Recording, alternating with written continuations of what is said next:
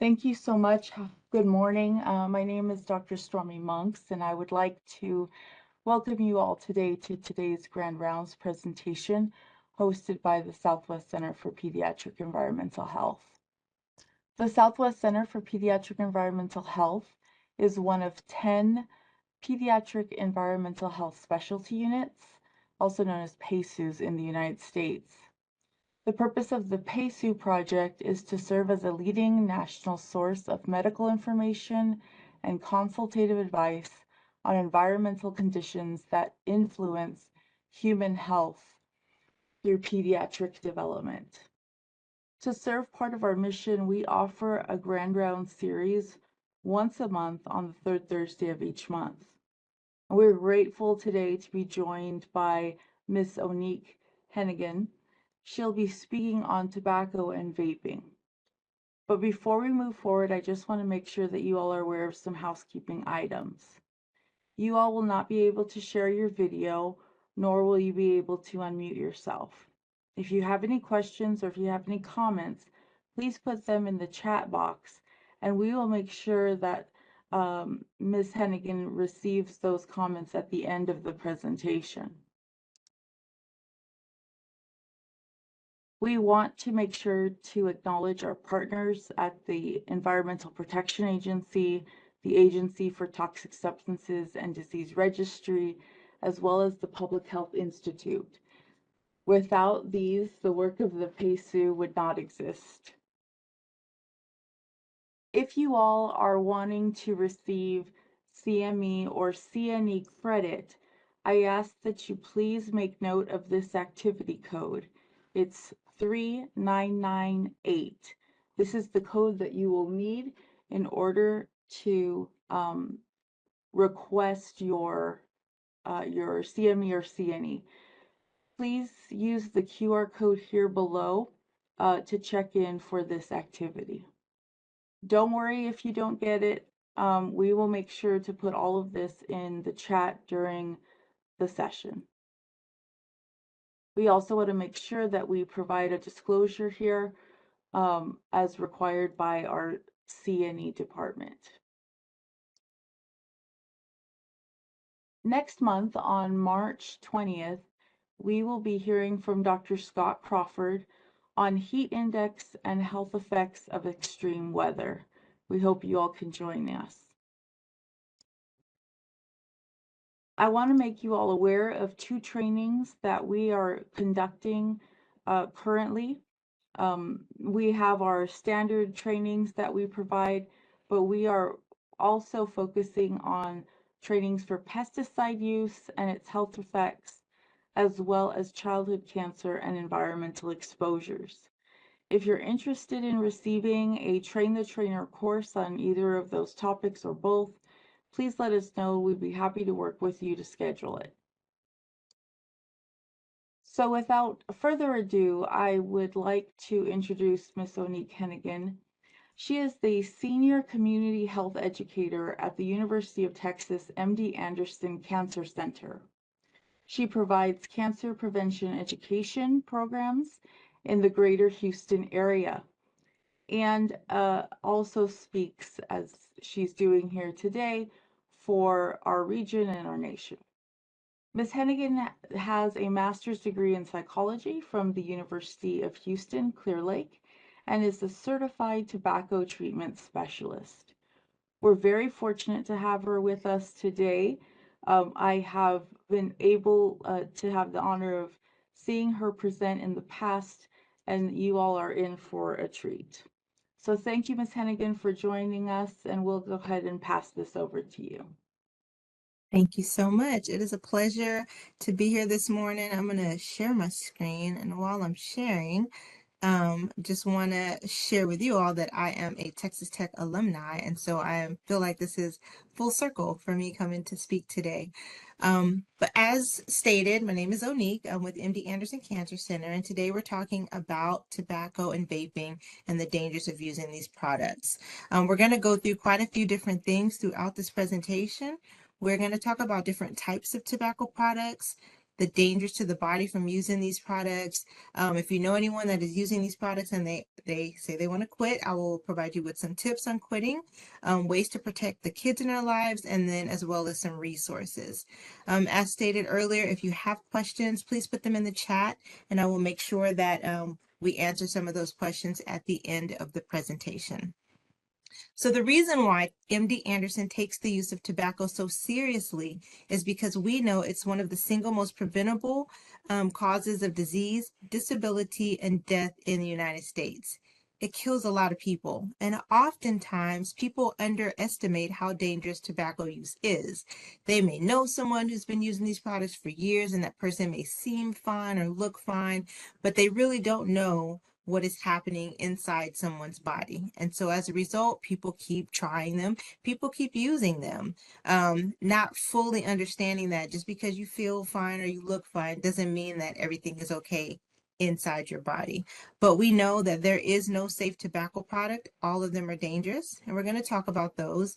And then just to highlight how many people die from using these products, we know that tobacco use causes more deaths than alcohol, suicides, homicides, drug use, drug abuse, AIDS, and did I say car accidents? And car accidents combined. It's a lot of different areas combined that tobacco use still kills more people than all of those combined. And so it does a lot of damage in the body. All right. We'll get into the meat and bones of the presentation, but before we start, I want to make sure that we are all on the same page. We are talking about tobacco, and tobacco is a plant. It grows all over the world, wherever conditions are right. It's a natural plant. One of the chemicals that tobacco plants makes is called nicotine. Now, the tobacco plant makes this chemical to keep bugs and insects from eating it. It's the plant's own natural defense mechanism, but essentially it's a bug poison. But we are not bugs, and when nicotine gets into our body, it goes straight to our brain, and it is what is addictive in us. So throughout this presentation, you're going to hear me say tobacco a whole lot. That's the plant. You're going to hear me say nicotine a whole lot. That's the bug poison, also known as what's addictive for us. So they're not interchangeable, they're not the same thing, but I just want to make sure we are all on the same page with the difference between tobacco and nicotine. All right, so with that, we'll start with different types of tobacco products, and we're going to start with the oldest, most common forms of tobacco, and those are the ones that are combustible, the ones that people smoke, like cigarettes, cigars, hookahs, cigarillos, and beaties. So just to name a few, there are others, but with cigarettes, essentially a cigarette is tobacco leaves that have been dried, processed with thousands of chemicals, and then it is wrapped in a special type of paper. The paper's white. It can be hand rolled, it can be manufactured, there may be a filter, there may not be a filter. Essentially, that is what a cigarette is. Cigars are similar, almost the same thing, except the outside of a cigar is not a special type of paper. The outside of a cigar is actually tobacco leaves. So since cigars are tobacco wrapped in more tobacco, they have much more nicotine than a regular cigarette, like 3 times as much nicotine, meaning they are much more addictive. So when I do these presentations, I get people all the time that say, oh, I use cigars occasionally, or I don't inhale when I use the cigar. I just draw it into my mouth, which I never truly believe. But if that's the case, those chemicals still get absorbed through the lining of the mouth. And so you are still exposed to all of the toxic chemicals and all the dangers to the body that we're going to talk about, whether you use them occasionally or whether you use them by just drawing them in your mouth. They're still dangerous products for you to use. Cigarillos and beaties are smaller. They're hand rolled. They usually have more flavors, like fruit flavors. They're not safer for you just because they're smaller and because they're hand rolled. They actually yield a higher concentration of tar and carbon monoxide, which we'll talk a little bit more about later in the presentation. But don't be fooled by how small they are. They're still not safe products for you. I did want to spend a few moments on hookah. They're at the top of my hate list right now. Hookahs, the use of hookah has exploded in the Houston area. There are so many hookah bars that have popped up. A lot of young adults think that using these hookahs are just another way to smoke flavored smoke, and they don't realize that it's actually tobacco. So with hookah, We know that a 1 hour hookah session is the same as smoking about 100 cigarettes. A lot of toxic chemicals in there. Not only that, most of these hookahs use charcoal as the heating element. So all the heavy metals, all the toxic chemicals in charcoal, people are now breathing into their body as well, which is not safe for you either. Some other issues with hookah, the tube that connects the mouthpiece to the actual water pipe, that tube has warm, moist air going through there, which makes it a breeding ground for bacteria. And if you get bacteria in the lungs, it can lead to tuberculosis and other lung diseases that you don't want to have to deal with. And the last thing I'll say about hookah is the mouthpiece. People are sharing mouthpieces, which we all know you shouldn't be sharing things with the mouth with other people, but there's a false sense of security when people use these in public because they get their own individually wrapped mouthpiece, not realizing that they're attaching it to a larger mouthpiece. And so because it's attached to that larger mouthpiece, they can still spread or get the common cold, the flu, COVID, herpes, all from using these products. So these products are not safe for a plethora of reasons. All right. We'll move on a bit and we'll talk about some of the chemicals that they use in tobacco products. We'll start with what's in a cigarette. We know that there are more than 2,000 chemicals that are added to a cigarette, right? More than 2,000 chemicals in an unlit cigarette. Once you light it on fire, fire changes the property of anything that it touches. So those 2,000 chemicals turn into over 5,000 new chemicals. So one cigarette has over 7,000 chemicals in it, and there are tons of chemicals. You can see some of them on your screen here. But the reason those chemicals are added is because tobacco companies figured out a long time ago that those chemicals increase the speed that it takes for nicotine to get into your brain. So when you puff on a cigarette or a vaping device or a hookah, nicotine goes from your mouth to your lungs, to your heart, to your brain in about 7 seconds. Tobacco companies want that nicotine in your brain in 7 seconds or less because they know that they can get it up there as quick as possible. It's highly addictive. They can get you addicted. You will give them a lifetime of your money, right? So these are some of the chemicals on your screen, and it says what's in a cigarette. But these chemicals are used in every single tobacco product. Hookah, smokeless tobacco products, which we'll talk about in a bit, vaping devices, which we'll talk about in a bit. They're used in every single type of tobacco product because, again, the goal is addiction, right? Tobacco companies don't care about your health. They want to make sure you're addicted. So you see some of them on here. Tar is one of them. I've mentioned it a bit. I have a set of a video that I'm going to show you with a set of lungs, a healthy lung and a smoker's lung a little later in the presentation, and you'll be able to see what tar looks like once it gets in the lungs. But we'll go through a few of the other chemicals that they use. When I started earlier, I mentioned that nicotine is a bug poison. It's a very good insecticide. It's so good that they take it and put it in regular common household bug killers, right? Ammonia is a chemical found in toilet bowl cleaner that is also found in cigarettes and other tobacco products. Methanol, which is used to make rocket fuel, also found in all of these products. Carbon monoxide. Now, this comes from things that burn. So similar to chimney smoke or car exhaust, carbon monoxide gets in our lungs and it blocks our lungs' ability to take in oxygen, which if you can't take in oxygen, you get too much of it, you can unalive yourself. So carbon monoxide is extremely dangerous as well. Arsenic, the main ingredient in rat poison, is used in these products. Methane, which is found in animal manure and sewer gas, also put into these products, as well as butane, which is used to make lighter fluid. So again, thousands of chemicals. We don't have time to go through all of them. I just wanted to show a few of them, and I just want to remind you, even though the screen says they're found in cigarettes, they're not solely found in cigarettes. They are found in every single type of tobacco product, right? So we'll move on and we will talk about other types of tobacco products. We'll start with smokeless tobacco. Tobacco companies are aware that people are concerned about the dangers of secondhand smoke and that less people are smoking in like indoor public places. There are a lot of smoking ordinances that have gone up around the country, and tobacco companies learned really quickly they want to keep making their money. And so there are smokeless tobacco products on the market. Chewing tobacco, like dipping has been around for a while. It can come like a fine powder, like you see on your screen. It can come bricked, it can come shredded, but essentially the user puts it in their mouth. It sits between their cheek and their jaw, and all the nicotine and all of those chemicals in that tobacco product get absorbed through the lining of the mouth. It's still highly addictive, still extremely dangerous in the body. Snuff and snus come in little pouches like you see on the screen. Snuff is a little bit older. You use it the same way chewing tobacco is. You just don't have to manually take the pinch out yourself. It's just in a little pre-filled pouch for you. Snus is a bit newer. With snus, they tell users that less saliva is created, and so they don't have to spit out that tobacco saliva mixture as much. They tell people they can swallow it. Some people do, some people don't, but that's essentially what they are.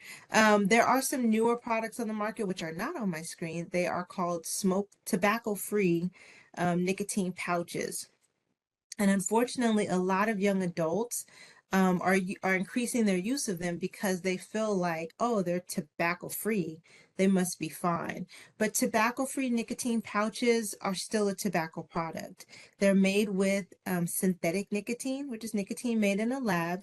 They're still filled with all those other toxic chemicals that we talked about, which means they're still highly addictive and they still have a negative impact on the body. So they are not safe just because they say tobacco free. They're still a type of tobacco product. Dissolvable tobacco products are not as popular in Texas. We're not going to get into those as much, but it's essentially tobacco leaves that have been ground up, processed with flavorings and chemicals, and they're molded into a shape, as you can see on your screen.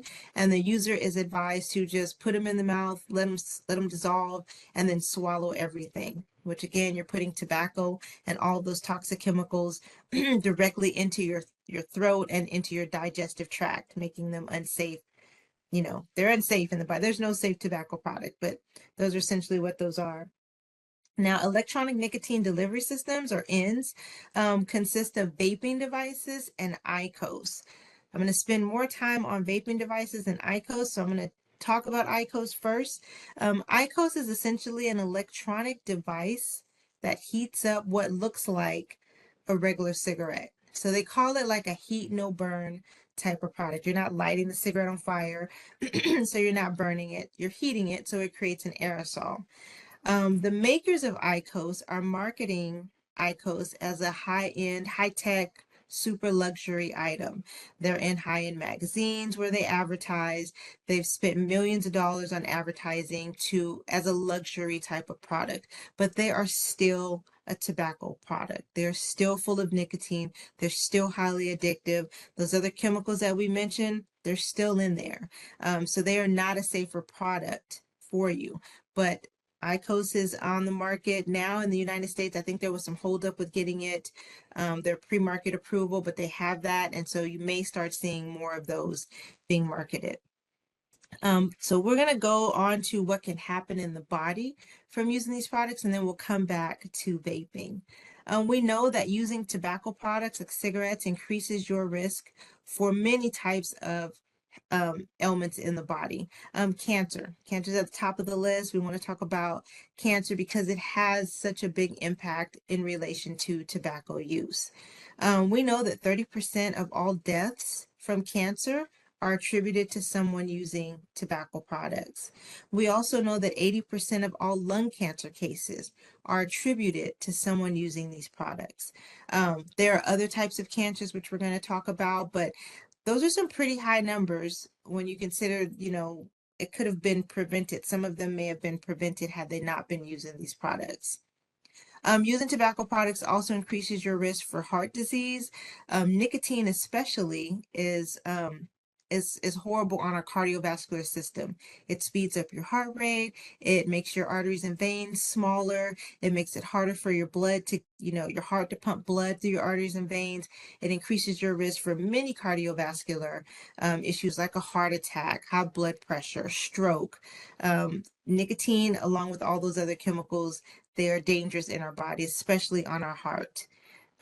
Using these products increases your risk for various lung diseases like emphysema and COPD, which are essentially a loss of lung function. makes it so that your lungs can no longer take in oxygen and get it into the body, right? Which are horrible. It increases your risk for asthma attacks, whether it be worsening asthma attacks or asthma starting giving someone asthma if they're using these products. It also increases your risk in ladies who are having babies. If you are using tobacco products, you run the risk that your babies are born smaller, at a lower weight, making it harder for the baby to survive and to be healthy. And then diabetes. Using these products can not only lead to diabetes, but if you're already diabetic, it can give you more complications from that diabetes, like more loss of eyesight, more loss of limbs, because your body's already trying to regulate itself. You add in this tobacco, it makes it even harder. All right, so I have an interactive question for you guys, and if you have access to the controls on your screen, give me a thumbs up if you think that e-cigarettes are a good way to quit smoking. Anybody think that? um Reaction, I can't really see. Oh, I see some thumbs down. Good job if you gave me a thumbs down. You're absolutely right. E-cigarettes are not a good way to help someone to quit. They have not been proven to be an effective way to help someone quit smoking. All right, so we'll talk a bit about electronic nicotine delivery systems, the vaping devices. No matter what name you've heard a vaping device called, and they go by many names: e-cigs, e-mods, e-hookahs, vapes, vape pens, water vapes, tank systems, puff bars, Juul. There's a ton of names that people call them, but they are all the same thing. They are battery operated devices that heat a liquid nicotine into an aerosol. When I give this presentation or talk to young adults, a lot of them think that it's a water vapor, but these types of tobacco products, they create an aerosol. We know that most times the e-liquid or the e-juice contains nicotine. Tobacco companies are gunning for our kids. They target our kids, and there's a lot of nicotine in these products. Sometimes the nicotine concentration is much higher than someone would get in a regular cigarette, but they mostly contain nicotine, and we know that they are unfortunately the most commonly used tobacco product among our youth since around 2014, which has some devastating effects for our young adults, because nicotine, when it gets in the brain of young adults, it disrupts the way that their brains are naturally developing, which means it makes it harder for them to learn new things. It makes it harder for them to concentrate. It makes it harder for them to regulate their mood and their emotions. It increases the odds that they get anxiety or depression. If they already suffer from anxiety or depressive symptoms, when they introduce nicotine into their body, it makes it worse. Those symptoms get much worse for them. So these things are dangerous in the hands of our young adults. We also know that the flavorings that they use in vaping devices, those flavorings were created to either enhance the flavor of food or to enhance what something smells like, right? They were never created to go directly into our lungs. When they get in our lungs, they scar the lining of our lungs, they inflame the lungs.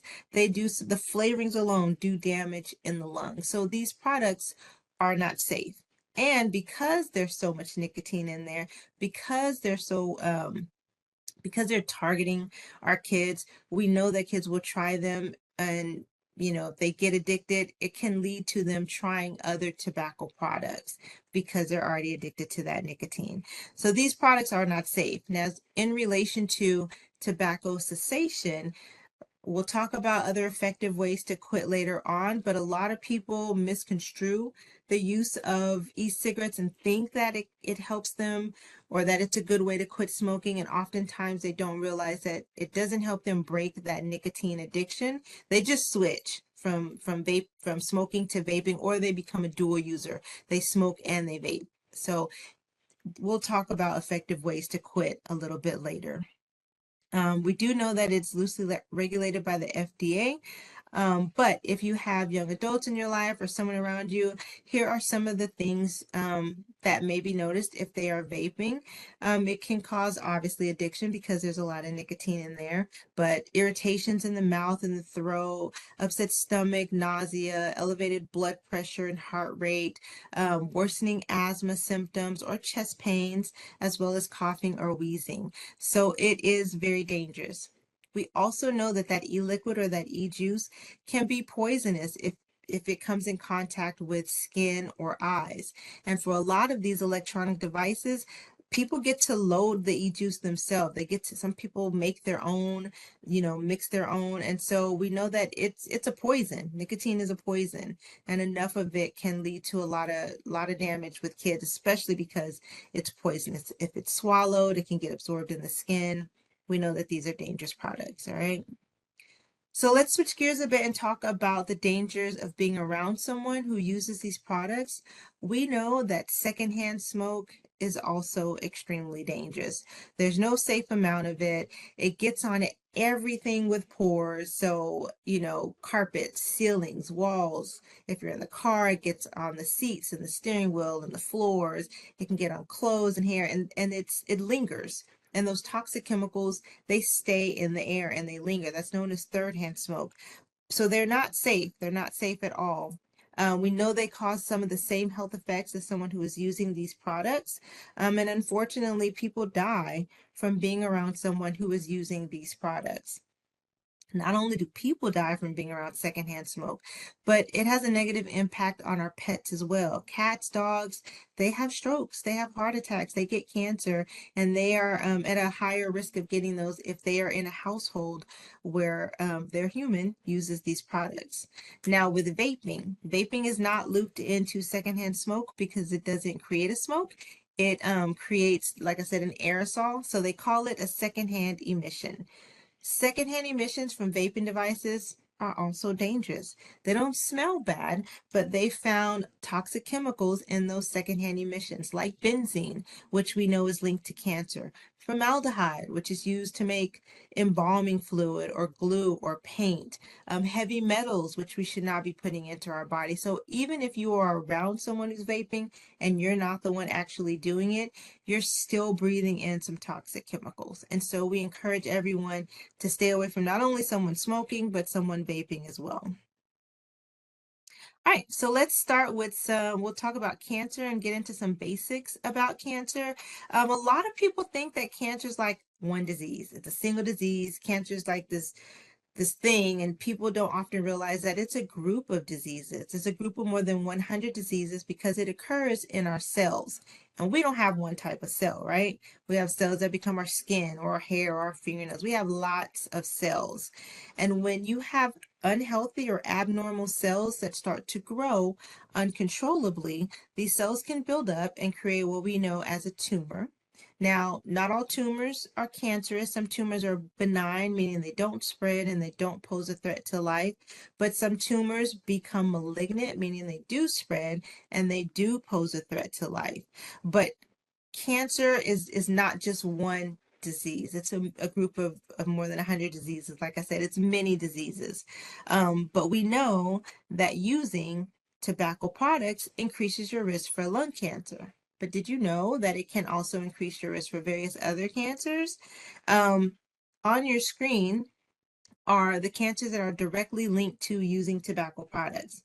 Now, there are other cancers associated with someone using tobacco products, but these on the screen are directly linked to it. Lung cancer. We already talked about lung cancer and how 80% of all lung cancer cases are attributed to someone using tobacco products. But if you are using these products, you're at an increased risk for cancers of the cervix, the mouth, your throat, your esophagus, your pancreas, your kidney, your bladder, your stomach, your nose and sinus cavities are all at an increased risk if you are using these products. They're not safe at all. Just to highlight how hard it is with lung cancer, and how detrimental lung cancer can be. I have on the screen an estimated count of new cancer cases. So you will see in men are diagnosed more with prostate cancer, followed by lung cancer and colorectal. Women, are diagnosed more with breast cancer, followed by lung and colorectal cancer. But when you look at the amount of people that die from cancer, lung cancer kills more men than prostate and colorectal combined. Lung cancer kills more women than breast and colorectal cancers. Lung cancer is really hard to beat, in part because there are no symptoms when people get lung cancer. And we know that when someone gets cancer, if you can find it in its earliest form, it is most treatable and your rate of survival is greatly improved. But there are no symptoms in lung cancer. By the time you feel something, a lot of times it's spread to other parts of the body. But just want to highlight how hard lung cancer is, especially knowing that 80% of all lung cancer cases are attributed to using these products. So now we're going to turn our attention to what our lungs look like. So I have a video. I'm going to play the video. If you have any issues with the video, please let me know. But we're going to see the difference between healthy lungs and lungs damaged by someone using tobacco products. And then we'll talk about it on the other side. Here we go. Take a look at these two sets of lungs. This set is pink and healthy. They represent the lungs of a healthy person. But this set doesn't look so great. They represent the lungs of someone who has smoked a pack of cigarettes, that's 20 cigarettes, every day for 20 years. Let's take a closer look at what's happening in the healthy lungs. They're being inflated with air, just like when we breathe. As they fill up with air, both lungs expand like they should and push oxygen into your bloodstream. We need oxygen for our body to work. When we breathe, air passes through our nose or mouth into our trachea or windpipe. In the trachea, air passes cilia. Those are tiny hairs that keep dirt and mucus out of the lungs. From the trachea, air passes into two large tubes. Each tube splits off into many smaller tubes. At the end of these smaller tubes is a cluster of tiny air sacs. There are over 600 million air sacs in our lungs. Imagine how small they must be. Each air sac is covered in small blood vessels that take the blood directly to your heart. The oxygenated blood goes directly to your heart, and your heart pumps it to all the cells in your body. Now, back to the smoker's lungs. These represent the lungs of someone who smoked for 20 years. These lungs are a blackish brown color because of the tar that comes from each cigarette. Tar is a sticky black substance that is created when some chemicals burn and melt together. The tar created by burning tobacco is similar to the tar that is used on roads. Tar in your lungs may lead to lung problems that can make it hard to breathe. Even though vaping doesn't force tar into your lungs, it does cause your lungs to get inflamed and clogged with blood, pus, and other fluids. The chemicals in cigarettes also cause lung cancer. If you look here, lung cancers have started to form. They start in the cells that line the surface of the lungs, like this white area. The lower portion of this lung doesn't inflate. That is what lung diseases like COPD and emphysema look like. People with these diseases find it hard to breathe, and they struggle with even the smallest, easiest activities like walking. Which set of lungs would you like working for you? The choice seems pretty clear. So I love showing the video of these lungs. I love when I get to do these presentations in person because I bring them in person, and it really is a stark contrast to see the healthy lung and the smoker's lung. But if you don't remember anything I tell you today, I tell kids all the time, if you are using these products, you cannot see what's happening in your body. You can't take your lungs out and check them. You can't, take your brain out and check it. Like, you just don't know how much damage you are doing to your body. And so we encourage everyone not to try these products. We encourage everyone, if they have tried them and they want to quit, and we're going to talk about quitting in just a moment, but these products do so much damage in the body. All right. So we're going to switch gears, and I want to talk about the money that people spend on their tobacco habit. And I have some figures. These figures are pre-COVID and around the Houston area. So they are very low. Yeah, when I do this and I give this presentation, people are always like, oh no, they're much higher now. But pre-COVID, a generic pack of cigarettes was about $7, right? If you are a pack-a-day smoker and you pay $7 to tobacco companies, you are giving them about $50 a week. In a month, you're giving them over $200. In a year, you're giving them over $2,500. But look at how much money you are giving them in a 10-year time frame. Over $25,000. That's one person, and that is a lot of money. Imagine what you could do with that much money. And that is just from cigarettes. These figures don't include what people spend on their vaping, on smokeless tobacco. That's a lot of money. Because the habit of tobacco is so lucrative for tobacco companies and they make so much money from it, they're able to spend a lot of money on marketing and advertising. We know that tobacco companies spend over $22.5 million every single day on marketing these products. They make billions of dollars every single year, and so they don't care marketing their products. They say they don't market to kids, but we know that they do. They market in places that kids go to, in places and ways that kids don't even realize they're being marketed to. They market in video games and music videos and on in movies. People often don't realize that sometimes that product is placed in that movie on purpose to kind of trick you into thinking that that's what you do in those situations. They spend a lot of money on marketing these products, right? Um, so the tobacco companies, they don't care about bodies, they just care about their profits. So if you know someone that is using these products and they tell you they want to quit, I will provide you with some information. I have given you guys some facts. You can relay that information to them. You can get these facts in other ways. MD Anderson has extensive information on our website. You can do a quick Google search. Just make sure you're getting information from a reputable site, but get the facts and give them to that person. You want to set a quit date. You want to most importantly find some support. We know that having a support system is very effective at helping someone to not only quit, but to stay quit, right? And then be kind to yourself or be kind to someone if you know they're trying to quit. We know that it takes between 8 and 11 serious quit attempts before someone is able to successfully quit. It is really hard. And nicotine is one of the most addictive substances out there. It is really hard to quit. So give them some grace if they are trying. All right. So thumbs up, another interactive question. Give me a thumbs up if you think it's safe to use multiple nicotine replacement therapies at the same time. Does anybody think that? And we're going to talk about nicotine replacement therapy, but give me a thumbs up. So if you gave me a thumbs up, you are absolutely right. So some things that help people quit. I see a couple thumbs down, but you can combine some nicotine replacement therapies. Yeah, so if you know someone that is using these products and they want to quit, I always encourage people to start with their healthcare provider.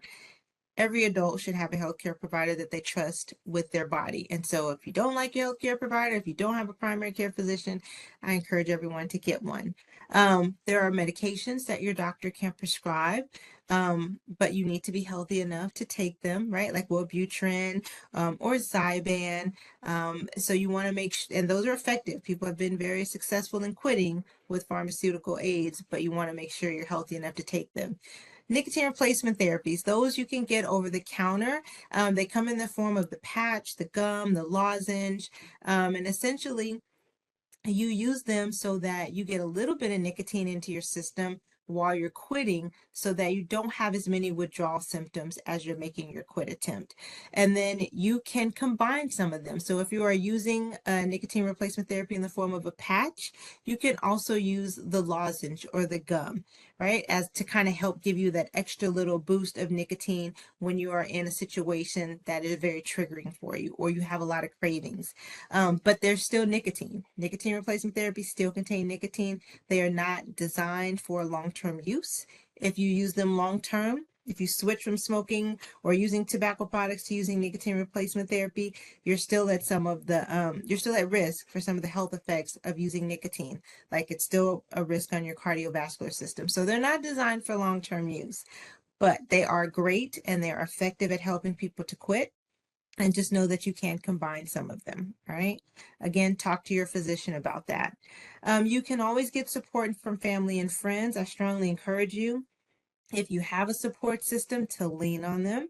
Um, Counseling, there are places where you can get nicotine, tobacco cessation counseling. There are I'm going to give you some resources on looking up some of those, like quit lines, things like that. They're very effective. We do know that counseling, tobacco cessation counseling combined with a medication is the most effective way to break a nicotine habit and to quit using these products. All right. With support, there are support groups out there. I mentioned quit lines. The state of Texas has a quit line. I'll give you the number to that in just a moment. There are some online services. that you can reach out and get, but there is support out there.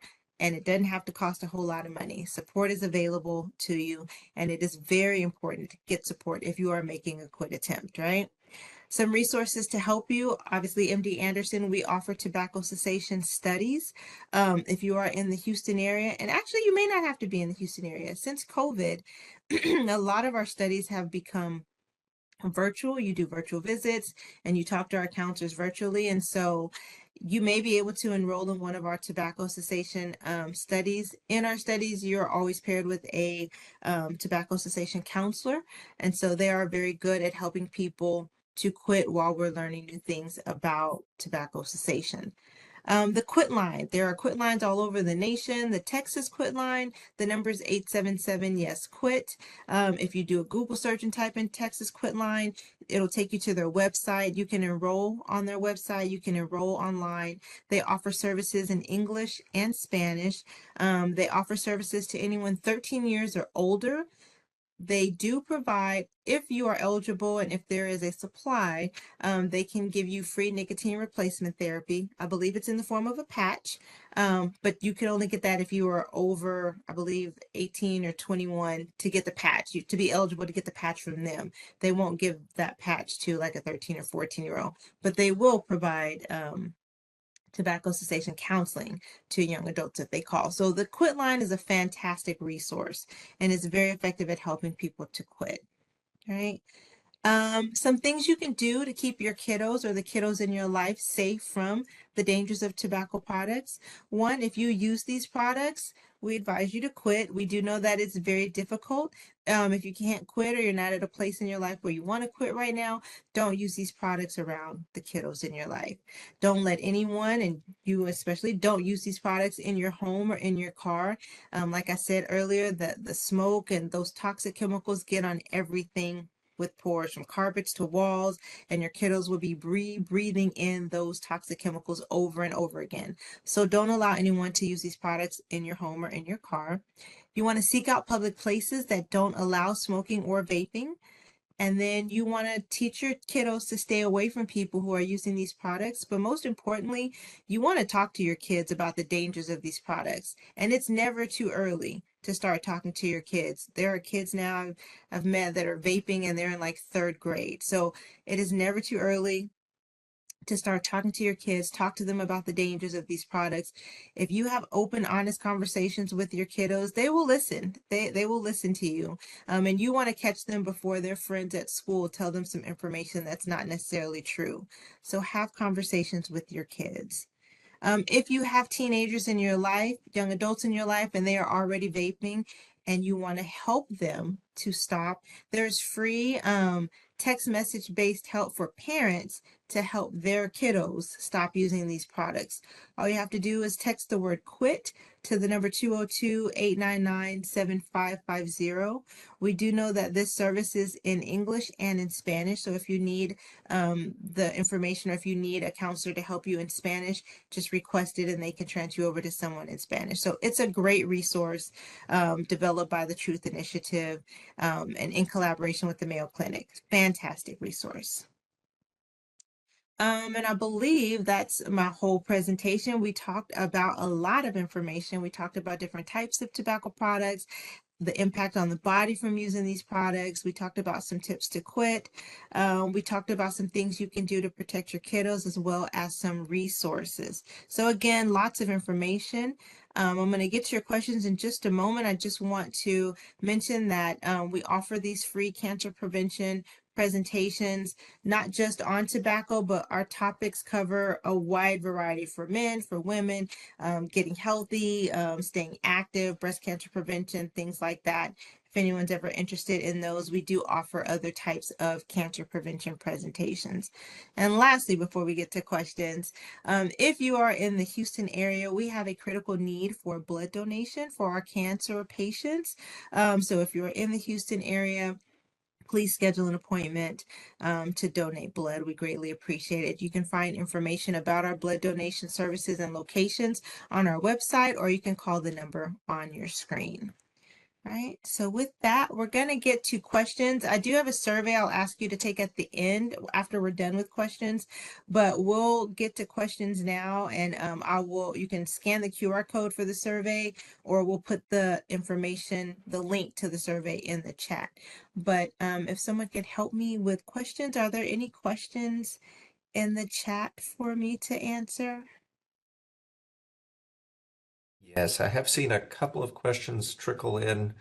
I'll start with this one here. Is there any medical grade nicotine available, such as manufactured without the chemicals touched upon? Curious because I know that nicotine has been shown to have some proven protective effects in reducing inflammation in ulcerative colitis patients or some neuroprotective properties.